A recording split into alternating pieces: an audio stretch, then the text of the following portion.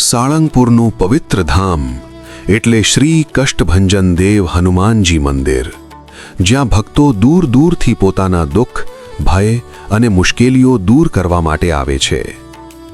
ઘણા વર્ષો પહેલા ગુજરાતના એક નાના ગામમાં મનોજ નામનો યુવાન રહેતો હતો.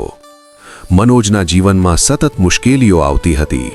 વ્યાપારમાં ભારે નુકસાન, ઘરમાં ઝઘડા અને મનમાં અજીબ ભય રહેતો. ઘણા ડોક્ટર અને ઉપાય કર્યા છતાં કોઈ ફરક પડતો નહોતો.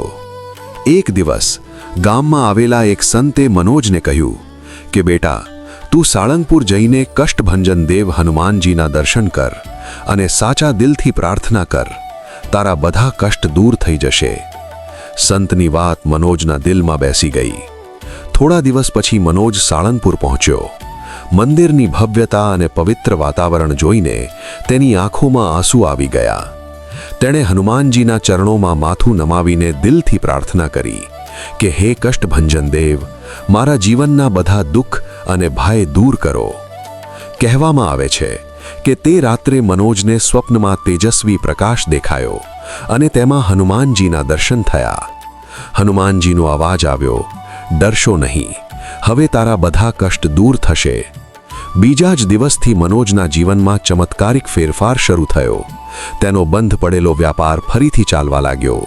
ઘરમાં શાંતિ આવી અને મનમાંથી બધા ભય દૂર થઈ ગયા. મનોજને પૂરો વિશ્વાસ થઈ ગયો કે આ બધું સાળંગપુરના કષ્ટભંજન દેવ હનુમાનજીની કૃપાથી થયું છે. ત્યારથી મનોજ દર વર્ષે સાળંગપુર આવીને હનુમાનજીના દર્શન કરે છે અને લોકોને કહે છે કે સાચા દિલથી કરેલી પ્રાર્થના ક્યારેય વ્યર્થ નથી જતી. આજે પણ હજારો ભક્તો સાળંગપુર આવીને હનુમાનજીના ચમત્કારોનો અનુભવ કરે છે અને પોતાના જીવનમાં શાંતિ મેળવે છે. જો તમને આવી ચમત્કારિક કથાઓ ગમે તો વિડીયોને લાઈક કરો, ચેનલને સબસ્ક્રાઇબ કરો અને કમેન્ટમાં લખો, જય શ્રી હનુમાન.